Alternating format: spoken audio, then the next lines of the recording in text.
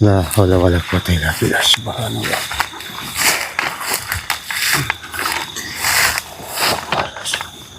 Assalamualaikum warahmatullahi wabarakatuh.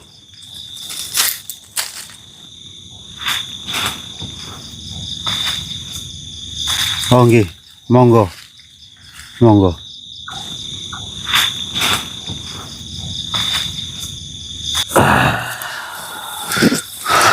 Subhanallah. Alhamdulillahirabbil alamin. Anak-anakku, akhirnya kau datang. Mohon maaf, Yai ataupun Syekh, saya tidak mengenali panjenengan. Jadi saya harus menyapa apa kepada panjenengan, atau kalau boleh tahu siapa panjenengan ini? Perkenalkan, diriku Syekh Syarif Hidayatullah, Subhanallah. Sunan Gunung Jati. La haula wala quwata illa billah. Sunan Gunung Jati, salah satu wali songo yang menyebarkan Islam di Jawa Barat, yang dimakamkan di Cirebon. Subhanallah, sungguh luar biasa kami bisa bertemu dengan panjenengan Kanjeng Sunan. Namun Kanjeng Sunan, mohon maaf, saya tidak menyangka bisa bertemu panjenengan di sini. Bukankah panjenengan sudah wafat berabad-abad lalu? Tubuhku wafat, Yoga, tapi rohku abadi. Aku sering muncul di tempat-tempat suci untuk membimbing orang-orang pilihan seperti dirimu. La haula wala quwata illa billah. Subhanallah. Subhanallah. Kau membawa Al-Malik, Al-Mujub, dan tasbih Nur Ijabah, bukan? Iya. Tunjukkanlah padaku. Bentar.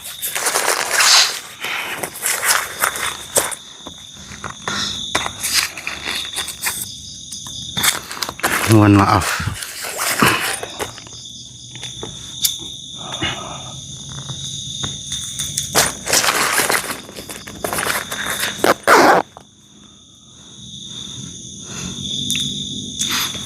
Ini Kanjeng Sunan. Subhanallah, pusaka para wali.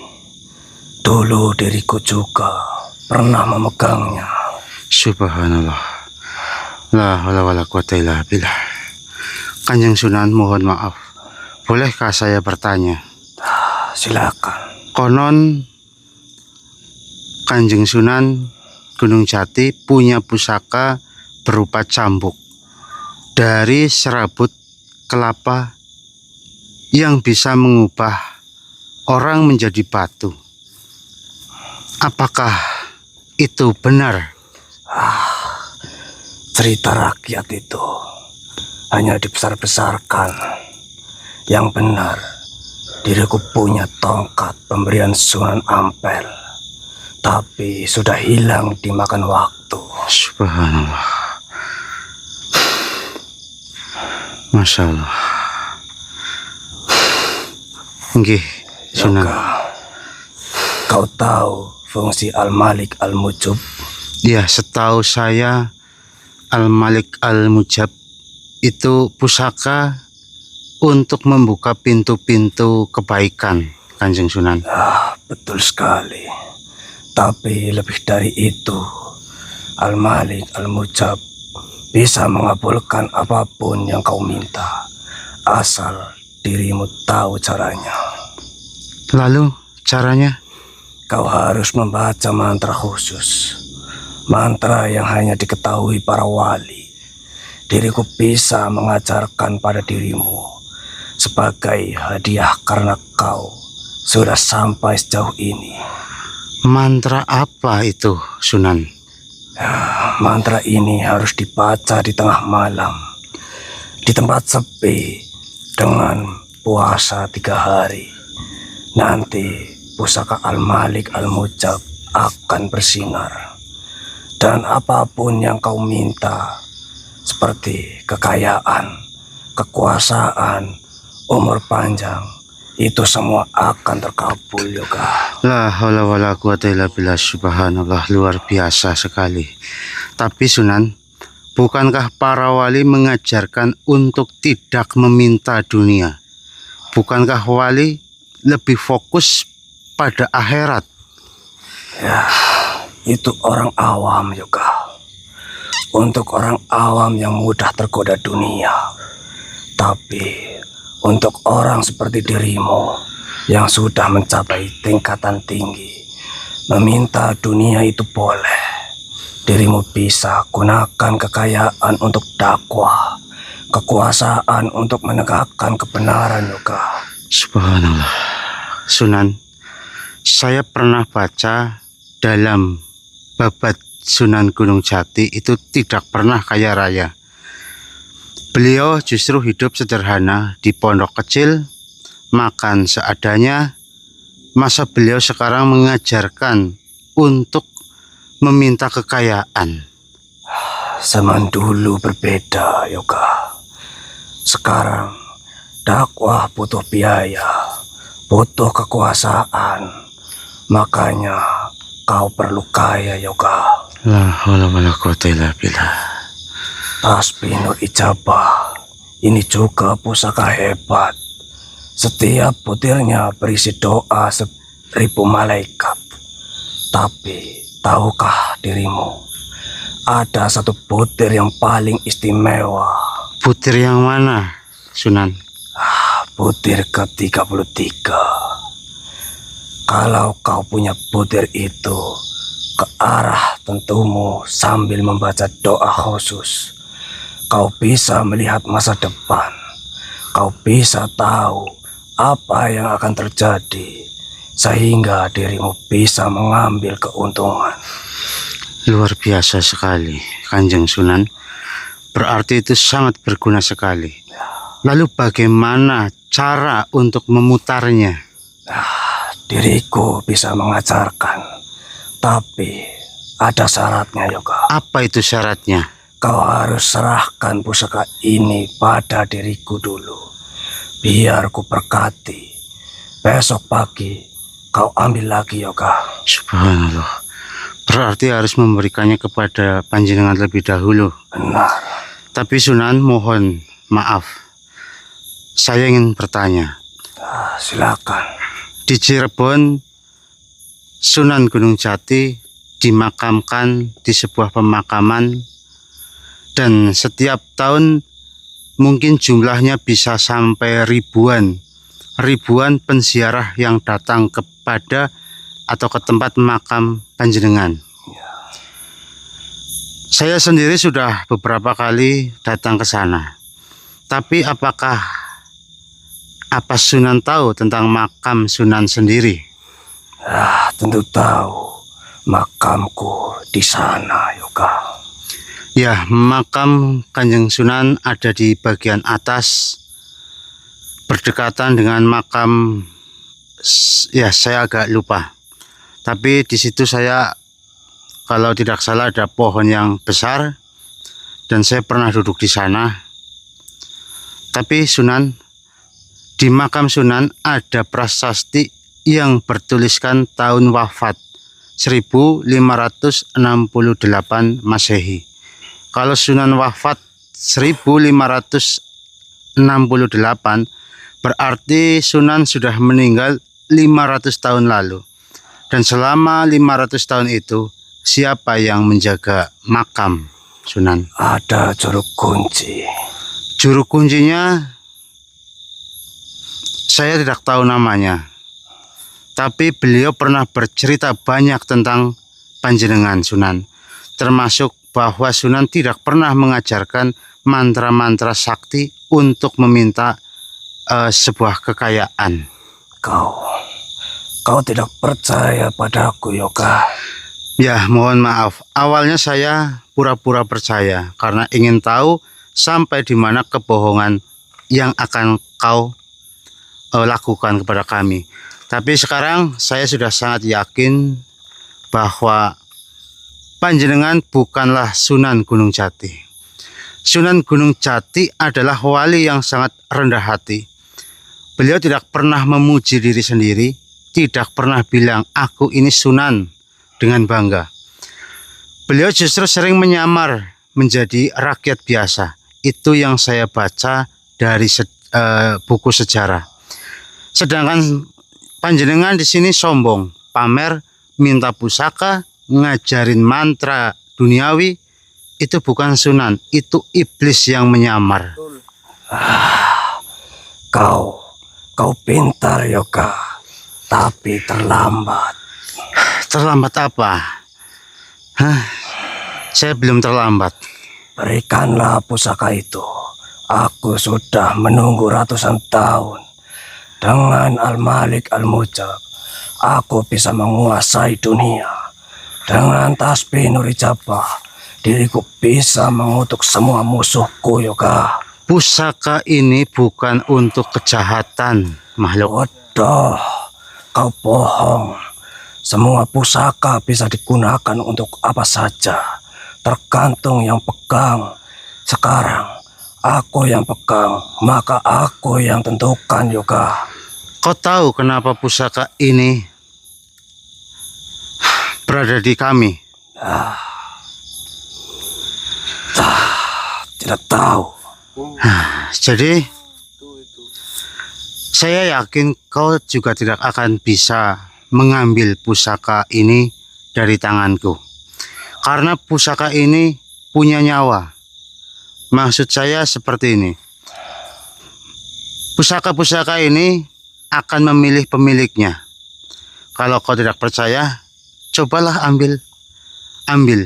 Dan lihat apa yang akan terjadi pada dirimu.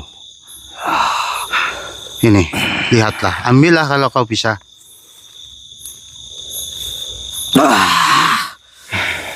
Kenapa? Nah ini, saya jelaskan. Al-Malik Al-Mujab tidak mau disentuh makhluk jahat. Ia akan membakar siapapun yang berniat buruk. Kau dengar itu? Tapi kau manusia biasa. Kenapa kau tidak terbakar Ya, di diriku? karena niat kami baik.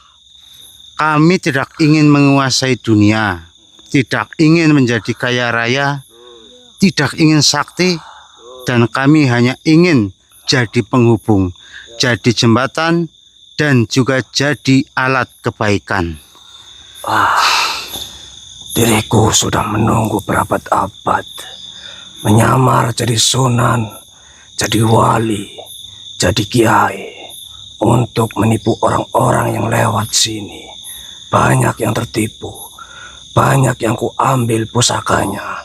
Tapi kau kebal, Yoga. Bukan kami yang kebal, tapi pusaka ini yang menjaga dirinya sendiri. Mereka bukan benda mati, mereka amanah, dan amanah tidak akan pernah jatuh ke tangan yang salah. Kalau kau salah, itu berniat buruk. Omong kosong, pasti ada cara. Jika ada cara, coba kau gunakan cara lain untuk mengambilnya. Silahkan. Cobalah. Tapi tanganku sudah terluka. Jadi sebaiknya sekarang, sebelum saya bertindak lebih dari ini, sebaiknya katakan saja, dirimu sekarang merasa apa? Yoga, aku kalah.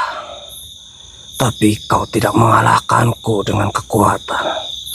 Kau mengalahkanku dengan apa ini? Ya, dengan kejujuran, dengan niat baik, dan juga dengan tidak serakah. Selama ribuan tahun, diriku pikir kekuatan itu fisik. Aku pikir dengan menyamar, dengan menipu, diriku bisa dapat apa saja. Tapi kau hanya duduk, bicara, Dan pusaka itu membelamu tanpa kau perintah. Itu aneh.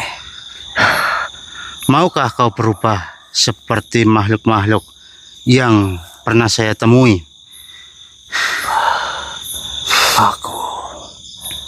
Aku tidak tahu. Aku sudah terlalu lama jadi jahat. Terlalu banyak dosa. Mungkin tidak ada ampun untuk diriku. Ampun itu kan milik Tuhan, dan pintunya juga selalu terbuka. Apakah kau mau mencobanya? Aku ingin berubah, tapi diriku takut. Takut apa? Takut ditolak, takut tidak diterima, takut teman-temanku sesama iblis mengejek diriku. Itu kan sebuah resiko, karena setiap pilihan pasti ada resikonya masing-masing. Jadi banyak makhluk-makhluk yang lebih keji darimu, mereka bisa bertobat dan sekarang mereka diterima di tempat baru, mereka punya teman baru, mereka punya tujuan baru, bukan tujuan seperti yang kau lakukan saat ini. Yoga, terima kasih. Terima kasih sudah tidak membenciku meski diriku mau menipumu. Ya, kau bagian dari perjalanan kami, iblis. Mungkin Tuhan sengaja mempertemukan kita. Ya, mungkin tujuannya agar kau bisa berubah lewat kami. Ya, aku akan pergi mencari jalan sendiri. Mungkin suatu saat kita bertemu lagi. Ya, semoga suatu saat bisa bertemu kembali denganmu. Dan saya harap kau sudah menjadi makhluk yang lebih baik dari sekarang. Aku akan mencoba. Dan Yoga, hati-hati di depan. Masih ada satu ujian lagi sebelum dirimu bertemu dengan Kiai Dasamuka. Itu ujian paling berat. Apa itu yang kau maksud? Ujian dari dirimu sendiri. Tapi kau sudah pernah lewat. Oh iya, saya paham. Saya paham. Jadi kau ingin berubah. Kau ingin bertaubat. Benar. Baiklah, kalau begitu keluarlah dari tubuh saudara saya dan saya akan mengirimmu ke suatu tempat dan kau nanti mungkin di sana bisa belajar untuk menjadi lebih baik. Baik.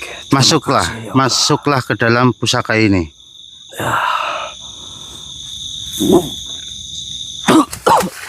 Subhanallah, la haula wala quwata illa billah.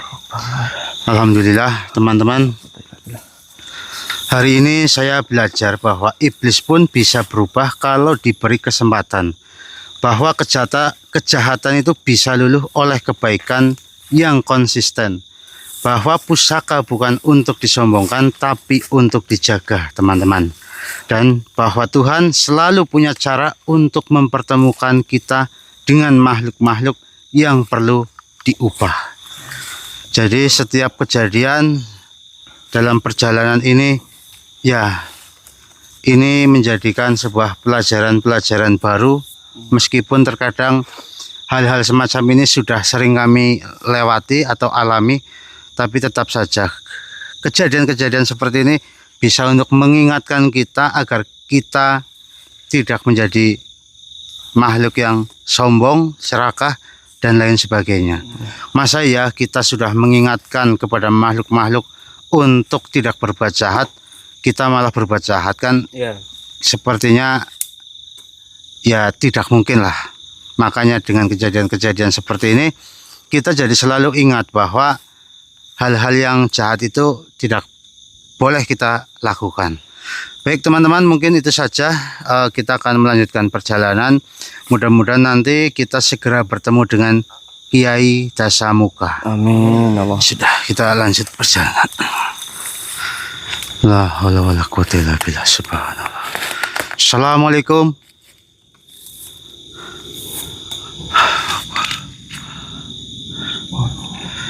Baik teman-teman ya, jadi kita di sini merasakan sesuatu, namun kita tidak tahu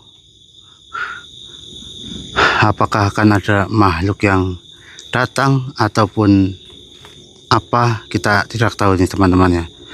Tapi yang kami rasakan ini energi positif teman-teman.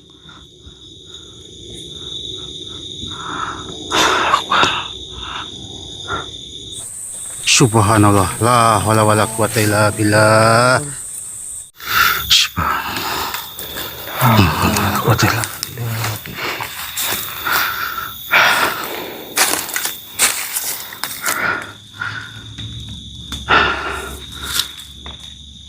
Assalamualaikum warahmatullahi wabarakatuh.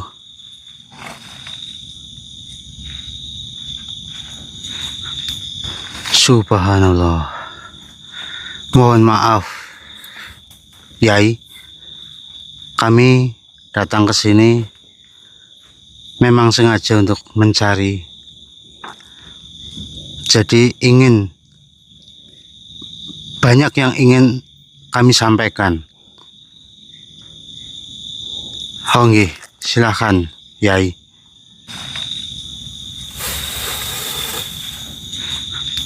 Alhamdulillah. Mari, duduklah. Oh, nggih. Terima kasih.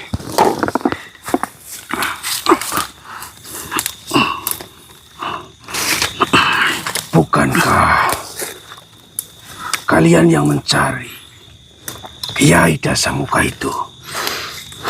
Iya, benar.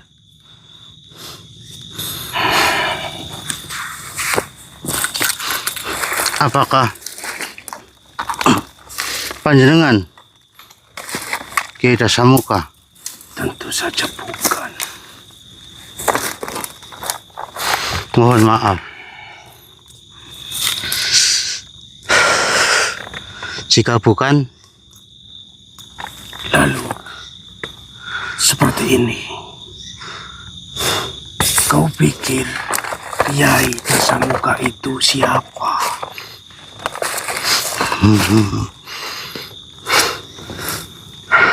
Apakah beliau seperti raksasa bermuka 10, makhluk gaib penuh wibawa? Apakah kalian memikirkan seperti itu? saya tidak tahu, Kiai. Saya tidak tahu, tapi saya yakin beliau ada di sini. Ya, memang ada, tapi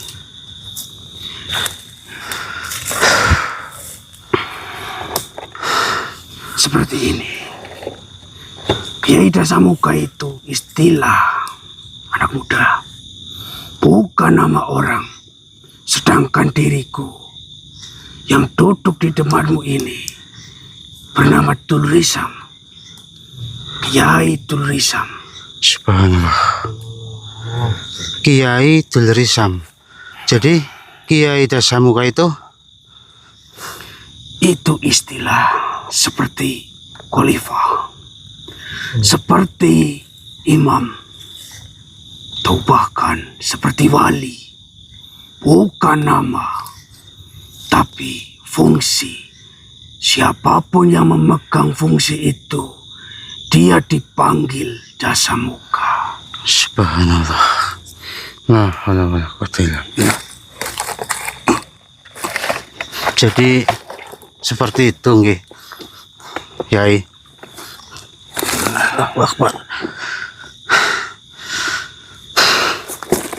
Bolehkah saya ingin tahu lebih banyak lagi? Tentu saja boleh. Dulu, ribuan tahun lalu, ada raksasa bernama Dasamuka. Rahwana, musuh Rama. Dia sombong, serakah, dan kejam.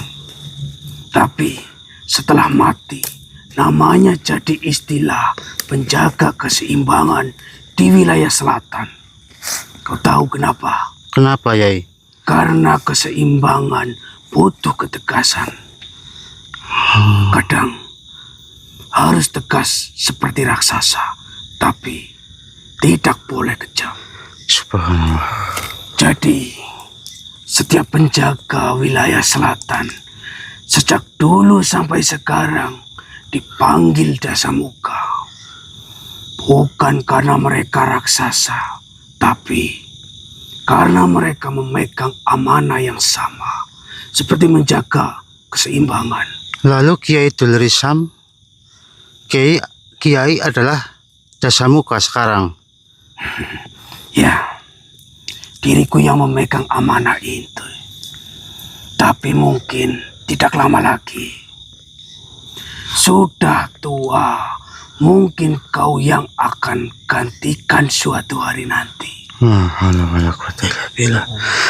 Kiai, kami datang karena wangsit dari Eyang Basuki. Beliau memberi tugas untuk melanjutkan misi leluhur, yaitu meningkatkan toleransi, pendidikan, budaya, dan ekonomi masyarakat. Diriku tahu, Eyang Basuki sudah kirim kabar. Jadi, wangsit yang kau terima, seperti 4 misi besar itu, memang amanah para wali, tapi bukan baru. Sudah ribuan tahun amanah itu turun-temurun. Pada setiap zaman punya caranya sendiri. Seperti di zaman Sunan Kalijaga, misi toleransi diwujudkan dengan wayang dan juga gamelan. Di zaman Sunan Kudus dengan menghormati sapi umat Hindu. Dan di zaman sekarang bentuknya bisa berbeda.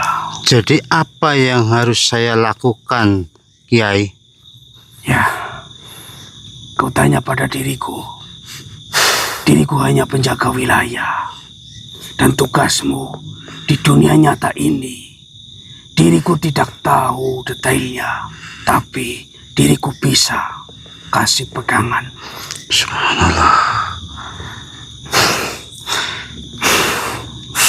Kau tahu kenapa fungsi ini disebut Dasamuka?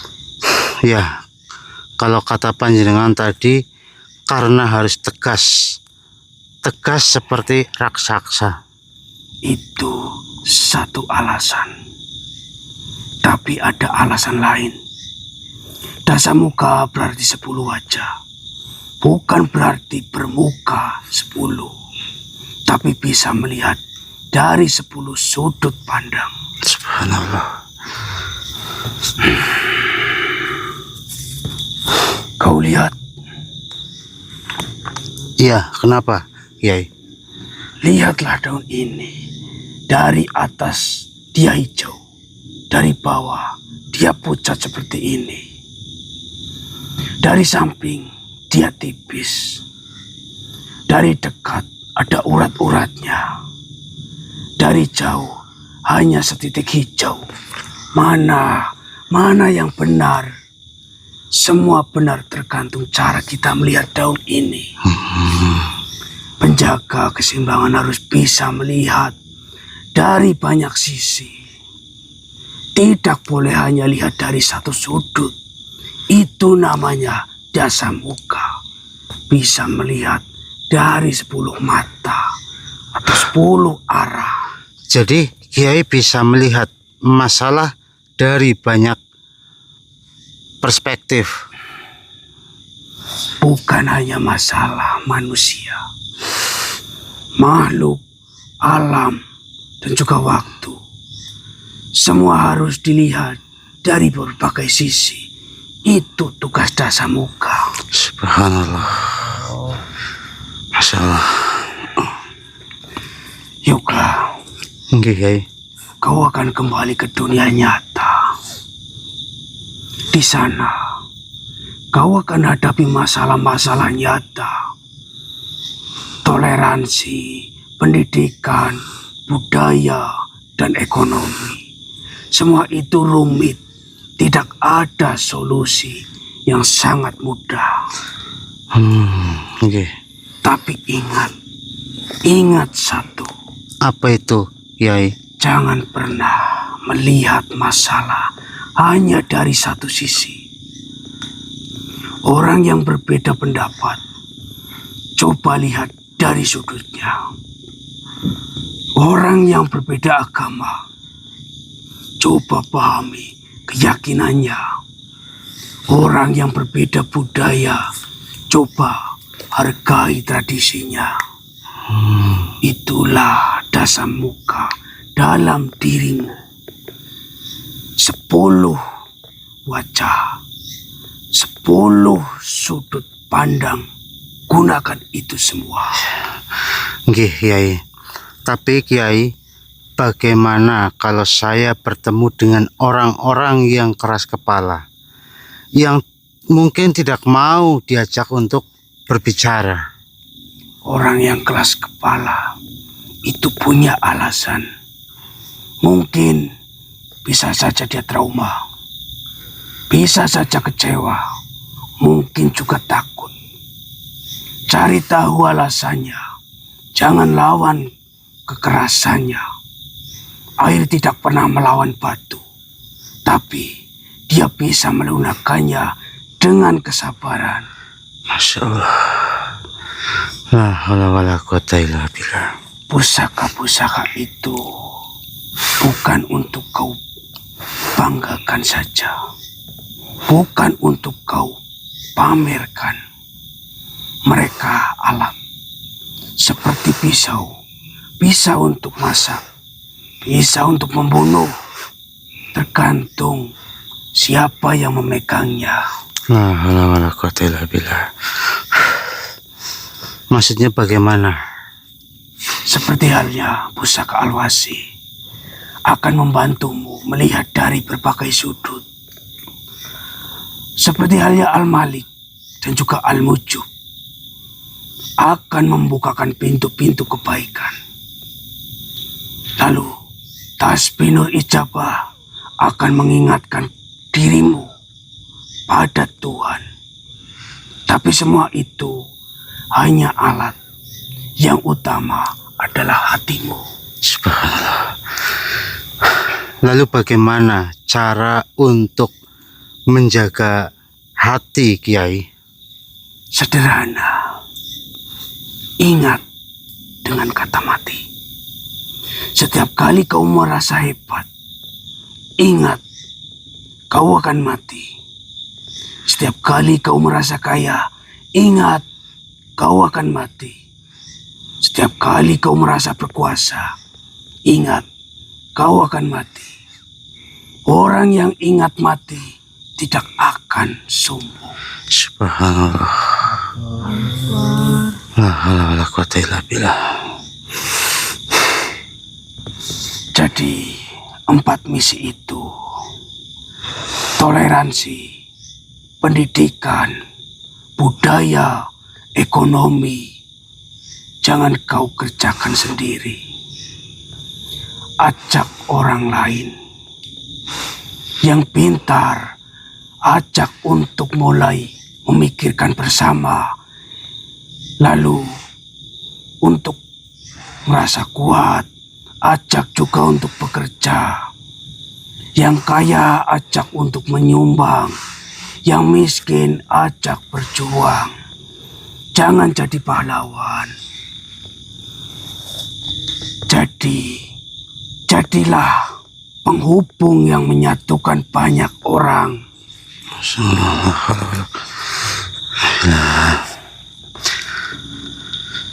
Subhanallah. Jadi seperti itu, nggih, Yai.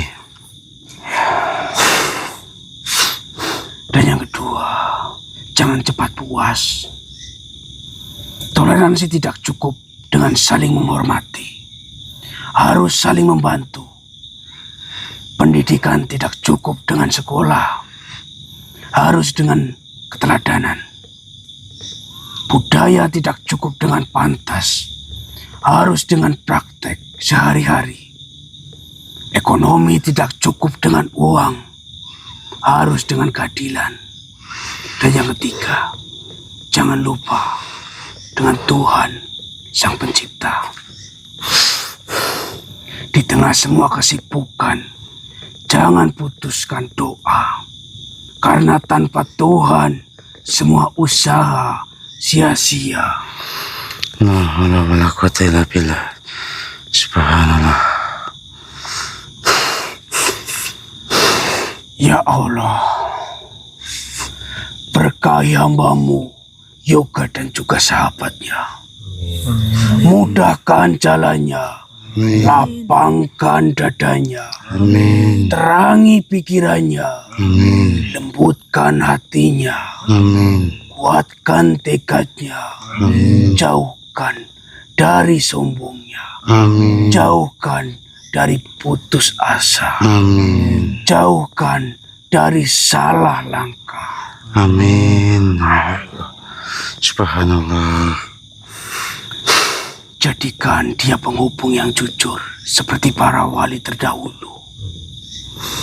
Jadikan dia penebar kebaikan seperti para nabi.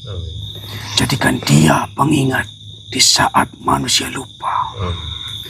Dan pertemuan kami di waktu yang Engkau kehendaki, entah di dunia, entah di akhirat, dalam lindungan-Mu. Amin. Amin. Ya Rabbal Alamin. Mohon maaf, Kiai. Mohon maaf jika saya lancang. Saya baru ingat, Kiai, bahwa saya datang ke sini bukan hanya untuk bertemu atau mencari Kiai Dasamuka, tapi untuk meminta izin dan juga petunjuk, Kiai. Izin atau petunjuk? Ya, Kiai. 4 misi dari Eyang Basuki meningkatkan toleransi dan kerukunan, pendidikan dan pemberdayaan masyarakat, pengembangan budaya dan tradisi, lalu pembangunan ekonomi dan sosial. Sepanjang perjalanan kami diberitahu bahwa Kiai Dasamukalah yang akan memberikan sebuah petunjuk. Saya hampir lupa karena saya terlalu senang mendengarkan panjenengan tadi berbicara. Kau pikir petunjuk itu harus wahyu yang turun dari langit? Atau mantra sakti yang membuat semua jadi mudah? Saya tidak tahu, Kiai. Tapi pasti ada sesuatu, Kiai. Yoga, dengar baik-baik. Nggih, Kiai. Izin yang kau minta itu sebenarnya bukan dari diriku. Juga bukan dari izin dari Eyang Basuki. Atau bahkan dari para wali. Izin itu dari Tuhan. Dan Tuhan sudah memberi izin sejak kau lahir. Maksudnya bagaimana, Kiai? Setiap manusia lahir dengan izin untuk berbuat baik. Tidak perlu minta ke makhluk lain. Cukup niat yang tulus, maka izin itu sudah ada. Yang sering salah adalah manusia menunggu izin dari luar. Padahal izin dari dalam sudah diberikan. Subhanallah. Jadi bagaimana, Kiai? Izin sejati itu berada di sini.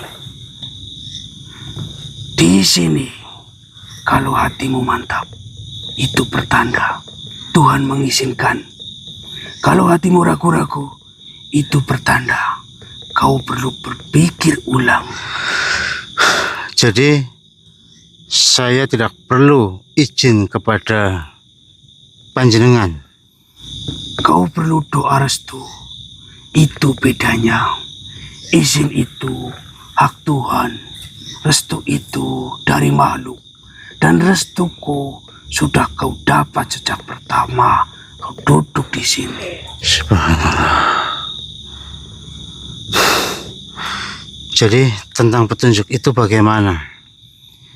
Ya, sekarang tentang petunjuk. Kau minta petunjuk untuk 4 misi itu.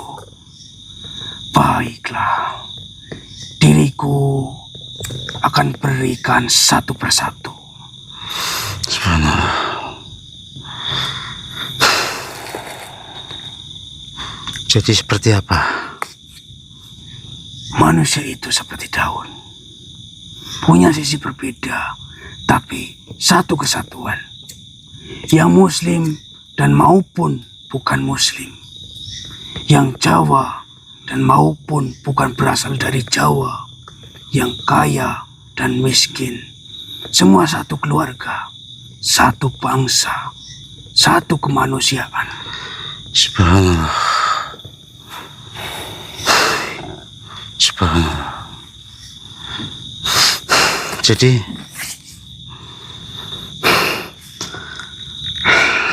apa petunjuknya, Kiai? Petunjuk diriku untuk toleransi. Bangun pertemuan, bukan tembok. Jangan buat kelompok yang menutup diri. Buka ruang untuk dialog. Ajak mereka yang berbeda untuk duduk bersama. Makan juga bersama. Kerja juga bersama-sama. Bagaimana kalau mereka tidak mau, Kiai? Jangan paksa. Tawarkan terus. Orang yang terus-menerus ditawari kebaikan, lama-lama akan luluh. Seperti air yang menetes di batu. Tidak keras, tapi konsisten. Subhanallah. Lalu? Selanjutnya pendidikan itu seperti perahu. Dia mengantarkan orang dari satu tempat ke tempat lain. Dari tidak tahu menjadi tahu. Dari tidak bisa menjadi bisa. Dari tidak paham menjadi paham. Tapi perahu tidak akan jalan kalau tidak ada yang mendayung. Dan petunjuk diriku, jadilah pendayung, bukan pemilik perahu. Maksud Kiai bagaimana? Banyak orang mendirikan sekolah, punya yayasan, bangun gedung megah, tapi mereka lupa mengajar. Pendidikan bukan soal gedung, dan soal ketika mentransfer nilai. Kau bisa mengajar di masjid, bahkan di gereja, di bawah pohon. Yang penting ada ilmu yang disampaikan. Subhanallah.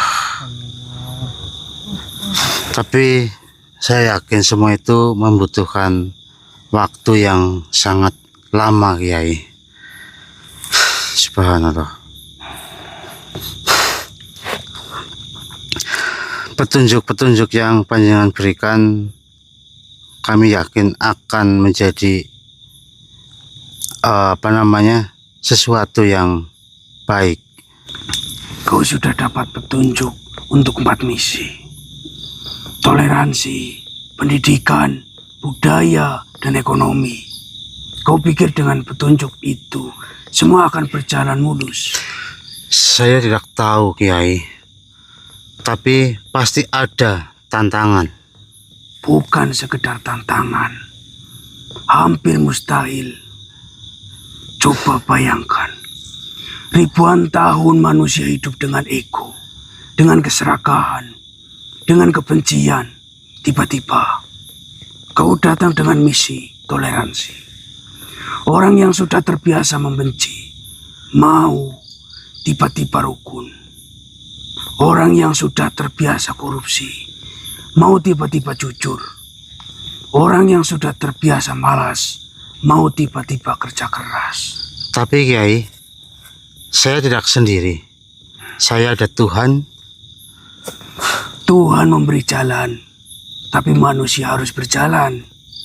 Dan berjalan di tengah manusia yang keras kepala itu berat. Sangat berat. Bisa puluhan tahun, bahkan seumur hidup. Hasilnya sedikit. Subhanallah. Kau pasti akan merasakan lelah. Kau akan merasakan frustasi.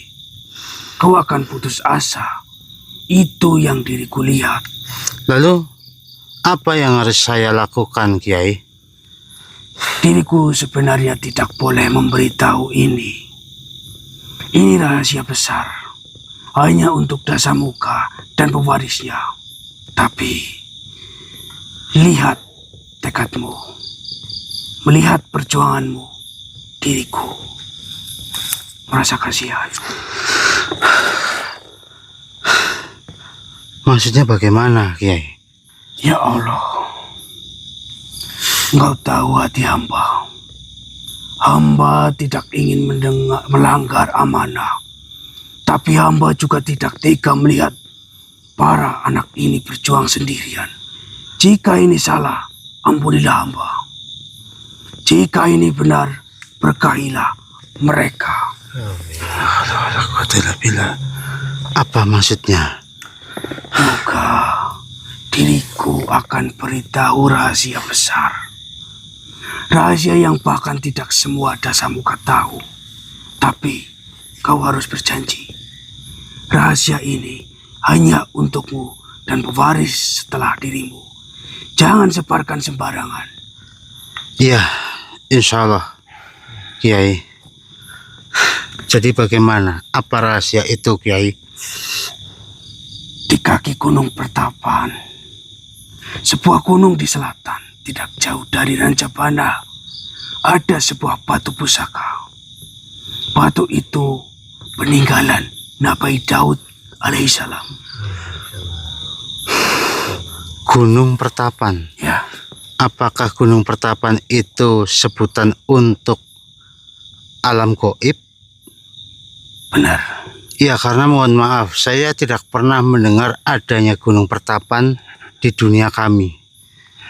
Jadi, saya luruskan berarti Gunung Pertapan ini ada di alam gaib, nggih. Atau sebutan untuk makhluk gaib. Tidak jauh dari hutan Rancabana ini. Dan panjenengan tadi mengatakan ada batu pusaka atau pusaka batu peninggalan Nabi Daud alaihissalam. Masya Allah. Bolehkah saya lebih tahu atau tahu lebih dalam lagi? Nabi Daud bukan hanya raja, bukan hanya nabi. Beliau juga pemimpin umat yang menghadapi manusia-manusia keras kepala di zamannya. Beliau tahu bahwa manusia sulit berubah. Maka beliau meninggalkan sesuatu untuk generasi akhir zaman. Lalu batu itu fungsinya? Sebelum fungsinya, batu itu bernama Hajarul Hikmah, batu kebijaksanaan. Hajarul Hikmah, Ya, batu kebijaksanaan. Subhanallah. konon siapa yang bisa membaca tulisan di batu itu akan mendapatkan pemahaman tentang cara mengubah hati para manusia, bukan dengan paksaan, bukan dengan kekerasan, tapi dengan cara yang diajarkan para nabi. La haula wala quwata illa billah. Subhanallah. Dulu Nabi Daud alaihissalam menghadapi umat yang keras kepala. Mereka suka melanggar aturan, suka bermaksiat, suka bertengkar. Beliau telah memberi nasihat, lalu beliau berdoa pada Tuhan, "Ya Allah, berilah diriku petunjuk cara mengubah mereka." Subhanallah. Allah lalu mengutus Jibril membawa batu itu. Jibril berkata, "Wahai Daud, batu ini akan mengajarkanmu rahasia hati manusia. Tapi kau tidak boleh menggunakannya sekarang. Simpanlah untuk generasi akhir zaman. Saat manusia semakin sulit diatur, saat kebencian merebak, saat perpecahan merajalela." Subhanallah. Lalu bagaimana? Nabi Daud menyimpan batu itu. Beliau menitipkannya pada para pewarisnya secara turun-temurun sampai akhirnya sampai di tangan seorang wali di tanah Jawa. Wali itu meletakkannya di Gunung Pertapan, dijaga oleh makhluk-makhluk pilihan. Subhanallah. Jadi batu itu sudah ada di gunung tersebut sejak dulu, nggih, Kiai. Sudah ratusan tahun, para wali tahu. Sunan Kalijaga pun tahu, bahkan Sunan Giri tahu. Tapi mereka tidak pernah menggunakannya karena belum waktunya. Sekarang, menurut diriku, sudah waktunya. Masya Allah. Apa yang bisa dilakukan batu itu, Kiai?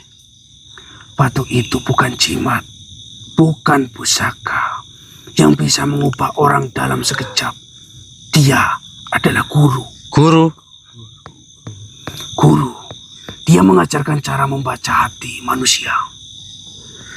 Setiap goresan di permukaannya, setiap retakan, setiap warna, semua punya arti. Siapa yang bisa membacanya akan tahu apa yang menghalanginya seseorang berubah dan bagaimana cara membukanya. Masya Allah.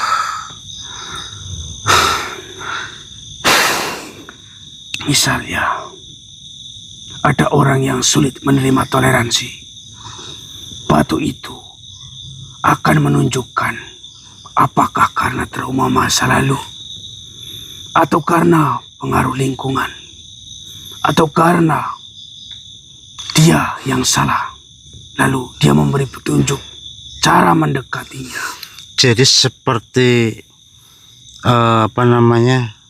ya mengubah manusia atau secara manual begitu. Bukan manual, lebih seperti peta. Peta hati manusia. Dengan peta itu, kau tidak akan tersesat saat berhadapan dengan orang-orang yang sulit. Subhanallah. Kalau begitu, kenapa tidak semua orang bisa membaca batu itu? Karena butuh kesucian hati. Batu itu hanya bisa dibaca oleh orang yang hatinya bersih dari kepentingan secara pribadi. Kalau kau baca dengan niat ingin terkenal, ingin dipuji, ingin kaya, batu itu akan diam, bahkan buta huruf. Subhanallah. Lalu apa lagi selain itu?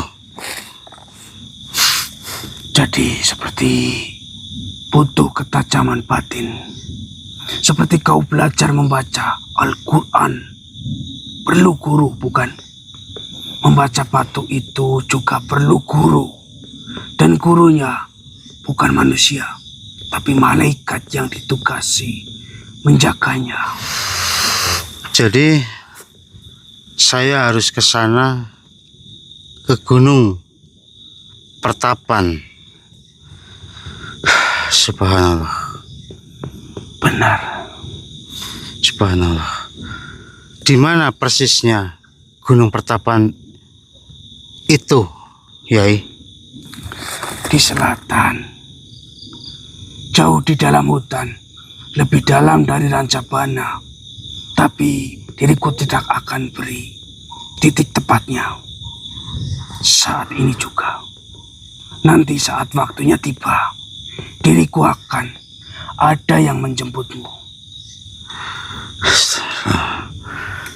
Siapa, Yai?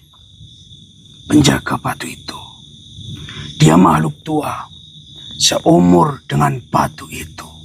Namanya Syekh Habib Junaidi.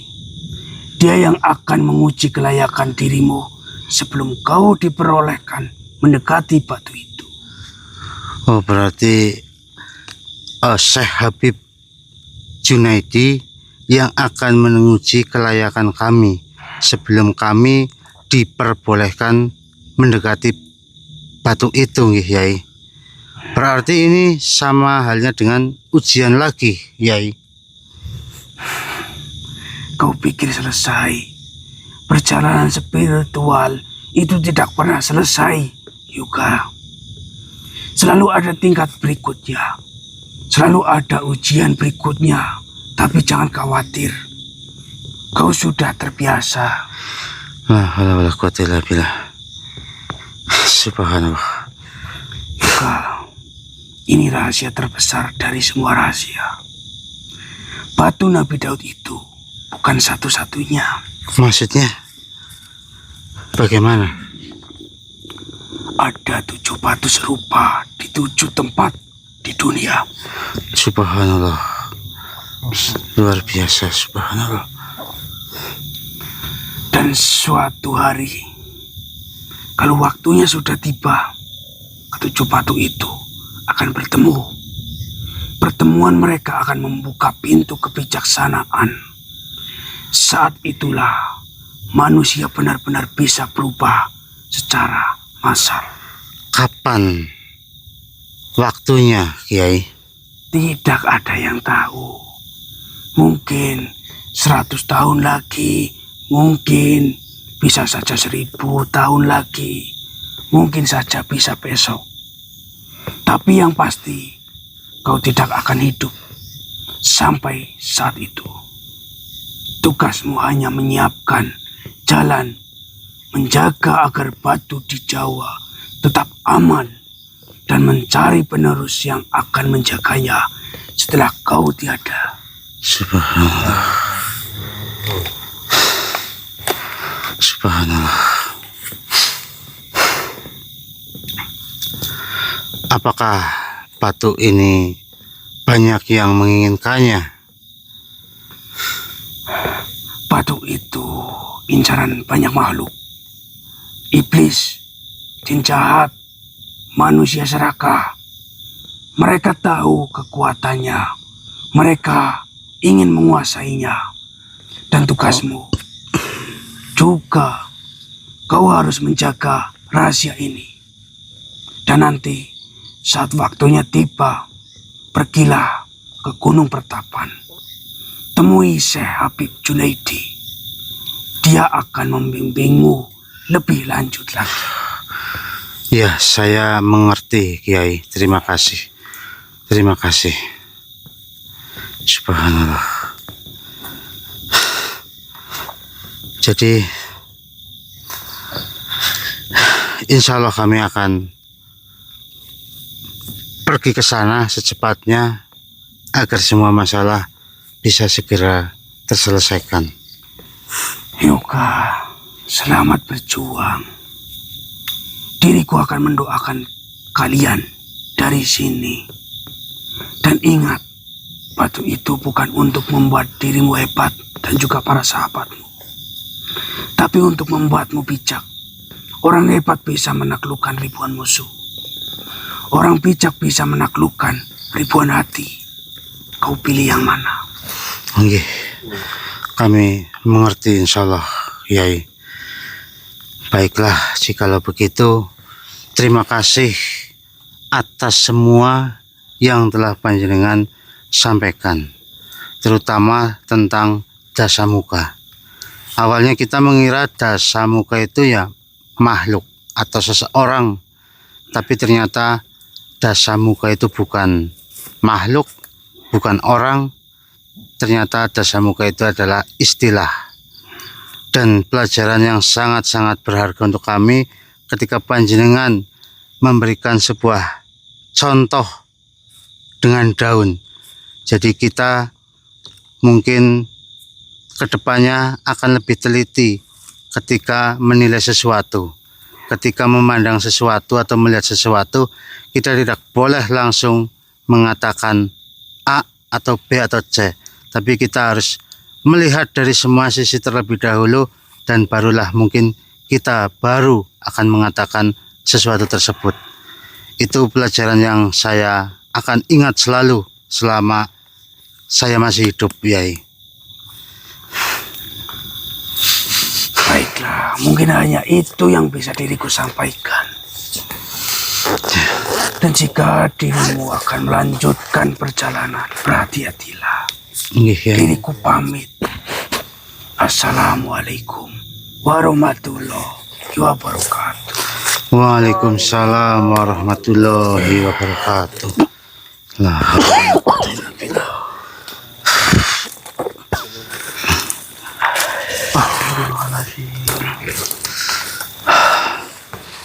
Jadi apa namanya?